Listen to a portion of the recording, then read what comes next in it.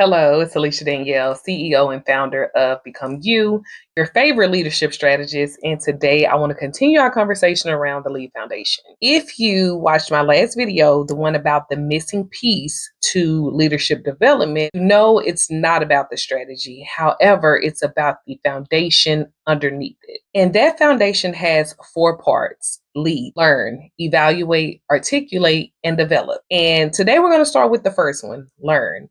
And I promise, it is not about reading more books. Just stick with me. So when leaders hear keep learning as a leader, they think staying current with the industry that they're in, reading more books, consuming content. And don't get me wrong, there's a time and a place for everything. But that's not what this foundation is about. Because here's what I've noticed: the most educated, the most knowledgeable, the most well-read individuals, and this is in my experience, are the most stuck. They had information, they had knowledge, but they did not have self-awareness. And self-awareness is the actual currency for the Learn Foundation. It's not about what you know, it's about what you know about yourself. I truly believe that everything starts with you. Now, that's another conversation for another day. Let me tell you what this foundation actually looks like in practice. It's the leader, after a difficult conversation with a team member, a peer, a leader, that doesn't just move on. They sit with it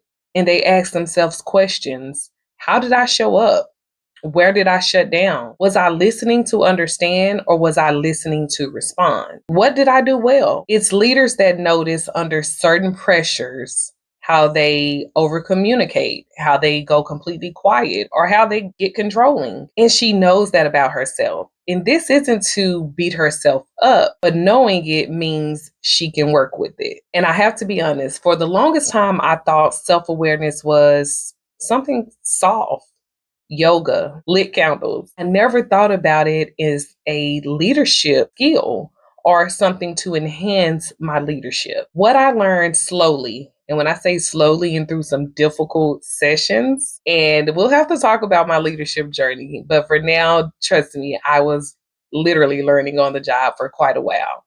But what I learned slowly is self-reflection is the most strategic thing you can do as a leader, because every unexamined pattern becomes a ceiling, but every ceiling you can name becomes a ceiling that you can raise. So how do you actually build that foundation? Here's where I recommend to start.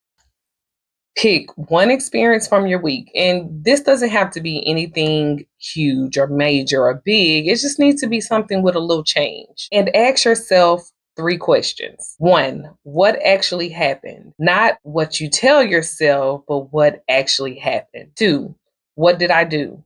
Not what should have happened, not what someone else did. Remember, everything starts with you. But what did I do? 3, what does this tell me about something I'm still developing? Remember, evolution is constant and we're always going to be learning and developing. So never be afraid to ask yourself, what am I still developing? That's it. 3 questions, 5 to 10 minutes a week. Now, this sounds very small, but it compounds fast. Here's what I want you to hold on to from this one foundation. Experience alone doesn't develop you. Reflective experiences does. I'm going to say it louder for the ones in the back. Experiences alone does not develop you. Reflective experiences does. Self-reflection is the necessary component for you to learn from those experiences. You can spend 20 years in leadership and repeat your first year many times, or you can make room to grow and develop. The difference isn't talent, it isn't time, it's about you paying attention to yourself. Self-awareness is the currency of the Learn Foundation. So, your one reflection question for this week. Your reflection question for the week: what is one pattern under pressure that I haven't fully examined? Remember, an unexamined pattern becomes a ceiling, but once we are able to name those ceilings, we are able to raise them. And that means improve. Sit with that.